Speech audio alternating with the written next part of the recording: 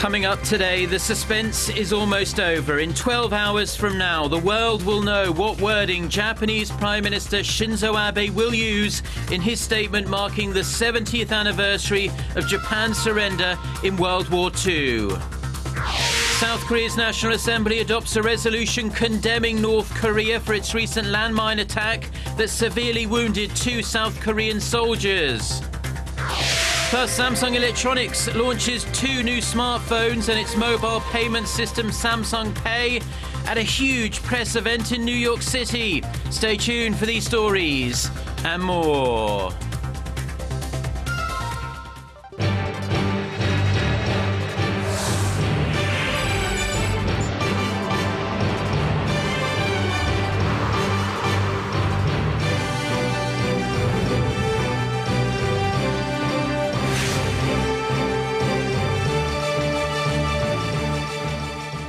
Hello and welcome. It's 6 a.m. on Friday, August 14th here in Seoul. I'm Mark Broome and you're tuned in to our early morning edition of Arirang News. Our top story this morning, Japanese Prime Minister Shinzo Abe will issue a new historical statement this Friday to mark the 70th anniversary of the end of World War II. Media outlets in Japan say Abe will hold an extra cabinet meeting this afternoon to seek final approval of the statement. After the cabinet endorsement, he will hold a press conference at his office at 6 p.m. local time, where he will read the statement, followed by additional comments regarding the background of the statement. The most controversial issue has been whether Abe will include a clear apology and repentance for Japan's colonial rule and wartime aggression, as was done previously by his predecessors. A 1995 statement by then Prime Minister Tomiichi Murayama and a 2005 statement by Junichiro Koizumi both contained the phrase heartfelt apology. Abe's statement will be concurrently released in English, while the Japanese government plans to issue a translated version in Korean and Chinese later. Events will be held around the world today to remember the victims of sexual slavery during World War II. August 14th is the International Memorial Day for the so-called comfort women.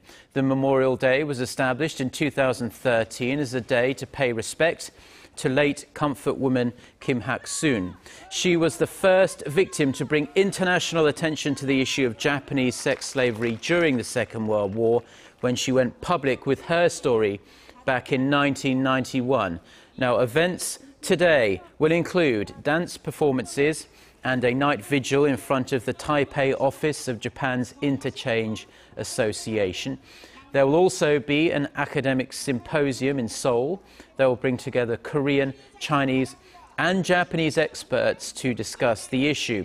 At least 200,000 women and girls were forced to serve as sex slaves for the Imperial Japanese Army in the early to mid-20th century. The victims include women from Korea, China, Taiwan, the Philippines and the Netherlands. Now, the list of people who will be granted amnesty on Korea's 70th Liberation Day has been released. President Park Geun-hye hopes the pardons will boost national morale and revive the economy. Choi Ye-sun reports. The list of more than 6,500 people granted special amnesty on Thursday includes people who committed petty crimes for their own survival and the owners of small and medium-sized enterprises. 14 of the people are conglomerate executives, and the only conglomerate head to make the list is SK Group chairman Choi Tae-won, who is serving a 4-year sentence for embezzlement. The government has impartially selected 14 businessmen, including SK Group chairman Choi Tae-won, to either spare them from their remaining prison terms or lift certain restrictions in their sentences. Contrary to expectations, neither Hana Group chairman Kim Seung-yeon nor LIG Next One vice chairman Gu Bon-sang were on the list, likely because neither of them met the requirements. Among the business people, we did not include people whose sentences were issued recently, those who haven't served enough time of their prison term, those whose crimes were committed during the current administration's term, and those who failed to pay fines. Also, no politicians or public servants who are in prison were pardoned. According to the Justice Minister, President Park Geun-hye had stressed that the Korean people should be able to relate to the latest amnesty, as she's aiming to help boost morale and revive the domestic economy. Prior to Thursday's announcement, President Park, who had pledged not to abuse her amnesty power, said that she expects the pardons to give ordinary citizens and small business owners a chance at a comeback. In pardoning the business leaders, the president said she expects the amnesty to help with efforts to revitalize the economy and create jobs. Aside from the roughly 6,500 people who were pardoned on Thursday, another 2.2 million people were either granted parole or released from certain administrative restrictions so that they and their business operations can get back to normal. 최유선, Arirang News. Now, Korea's business community has welcomed the president's move, vowing to take the lead in reviving the economy. But some experts doubt whether the amnesty will be effective enough. Kim Min-ji has more. The Federation of Korean Industries said they will use the amnesty as an opportunity to focus on the economic revival and development of the nation. Still, some were disappointed with the scale of the special pardons. The Korea International Trade Association said it was smaller than expected, but added the answer to problems like growth, employment, and welfare lies within firms. The trade association also stressed the need for the business community to come together and foster a friendly business environment and create quality jobs. Experts also have high hopes the pardons will breathe life into the sluggish economy. Thanks to the return of corporate leaders, companies will now be able to make swift decisions on investment and job creation. Also, as the pardons include leaders of small and medium-sized companies, it will help spur growth. SK Group, whose chairman was pardoned, vowed to focus on creating jobs and expanding investment to help prop up the economy. Hanwha Group was disappointed its chairman was not pardoned, but pledged to continue to contribute to the economy. But not all experts were pleased with the pardons, considering the recent havoc surrounding chaebols, namely Lotte's family feud and the Korean Air nut rage incident. Corporations say that without their leaders, it's hard to run the company. That in turn is admitting the authoritative role of their leaders. This goes against the government's pledge to reform the country's conglomerates. Che added it remains to be seen whether the pardons of businessmen will actually have an impact on the economy, as there's no evidence supporting a correlation between presidential pardons and economic revitalization. Kim Min-ji, Arirang News. Now, one of the beneficiaries of President Park Geun-hye's special pardons, SK Group Chairman Choi Tae-won, has apologized to the public after being released from prison. Speaking to reporters at midnight upon his release, the business tycoon vowed to do his best to help bolster national economic and social development and to regain the public's trust. Choi had been in prison for 2.5 years after receiving a 4-year sentence for embezzling tens of millions of dollars of company money. Now, in other news, North Korea is fanning the recent uptick in inter-Korean tensions by using pictures of President Park Geun-hye in its military's target practice. South Korea's Unification Ministry condemned the behavior, saying it goes against even the most basic manners and stokes hatred between Seoul and Pyongyang. The ministry called on the North to immediately halt such actions. It said the training procedure only reaffirms the regime's hostile nature and further isolates it from the international community. The ministry's statement came a day after North Korea's state-run media showed footage of North Korean troops firing at the pictures. Lawmakers at South Korea's National Assembly have adopted a resolution condemning North Korea for a recent landmine attack that seriously injured 2 South Korean soldiers at the border. Parliament also voted in favour of an arrest motion for a former opposition party lawmaker accused of graft. Park Ji-won reports. On Thursday's full assembly, lawmakers adopted a resolution condemning North Korea for last week's landmine attack and urged the regime to apologize. It called the attack a military provocation in clear violation of the armistice agreement that ended the hostilities of the Korean War.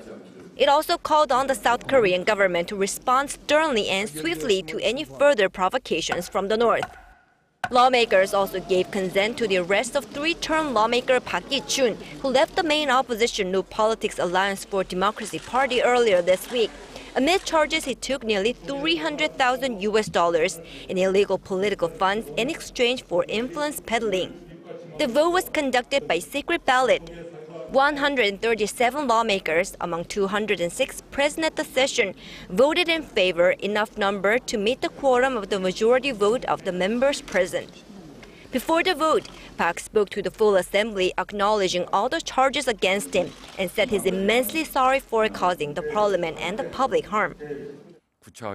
I will not give lame excuses. I will not hide behind immunity. I will not ask for a shield. I'd follow legal procedures, just like any other member of the general public. Park's arrest was subject to parliamentary consent, as sitting lawmakers are immune from arrest while the assembly is in session. This marks the fourth time in the current assembly that lawmakers agreed to the arrest of a sitting lawmaker. Lawmaker Park is expected to be in court sometime next week, and his detention will be decided according to the result of the court hearing. Park Ji-won, Arirang News. Now, Samsung Electronics has unveiled two new smartphones at a glitzy press event in New York City. The first phone, the Galaxy S6 Edge Plus, is essentially just a bigger version of the curved smartphone that Samsung released in April of this year. It packs a 5.7-inch screen, comes in a new silver color, and of course has some better tech specs. The Korean firm also rolled out the new Galaxy Note 5, the newest version of its phablet range of smart devices. Samsung says the Note 5 is thinner and slimmer than its predecessor, the Galaxy Note 4, and its curved back makes it easier to use with the one hand. Topping off a very exciting day for the company, Samsung also launched its mobile payment system, Samsung Pay. That will launch in September. Now, from aid receiver to donor and now Asia's fourth largest economy, Korea has racked up some unbelievable records on the way to achieving its current stature in the global economy. For more on how the Korean economy has evolved in terms of status and statistics, Song Ji-sun reports. Korea's remarkable post-war economic growth is often referred to as the miracle on the Han River for its rapid industrialization, technological achievements, and urbanization. Now, GDP has surged 31,000 times since 1953, from $41 million that year to $1.4 trillion in 2014. And today, Korea is the 13th largest economy in the world in terms of purchasing power. The country's gross national income per capita jumped to $28,000 last year from just $67 per person in the same period.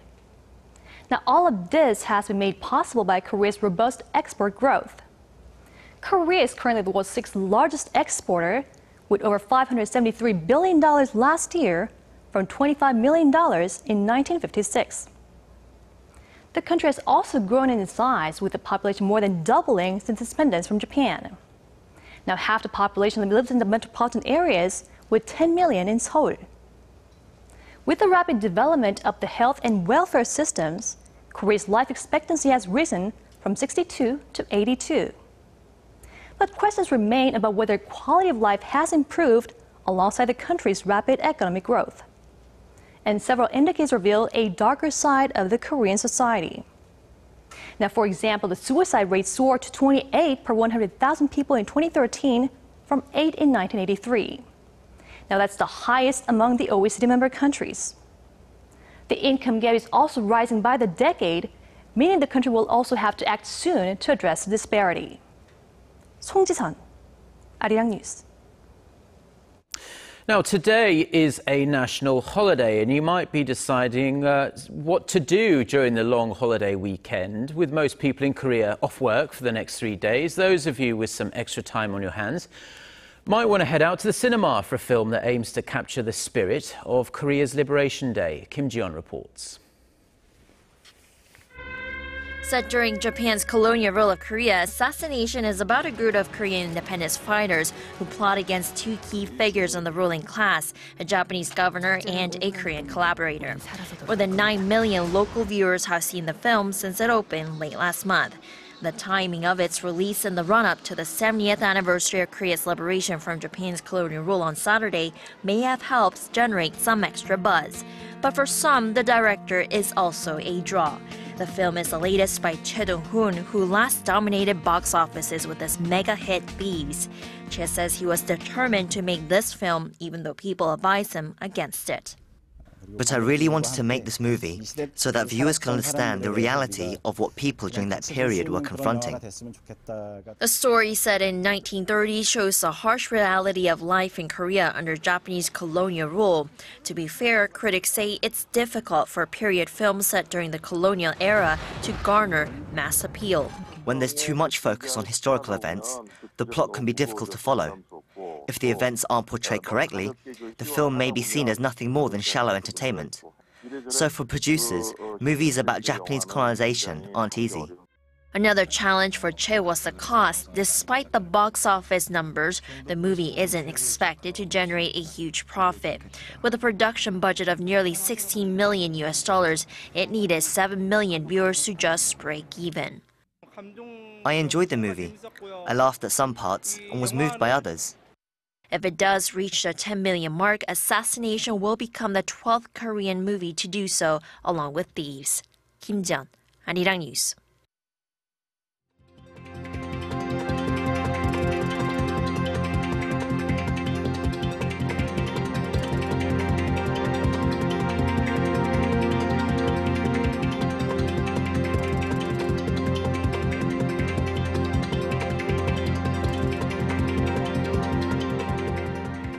Well, that's all we have for now. I'm Mark Broome. Have a great weekend, and thank you as always for tuning in. We hope to see you at the same time on Monday. Until then, goodbye.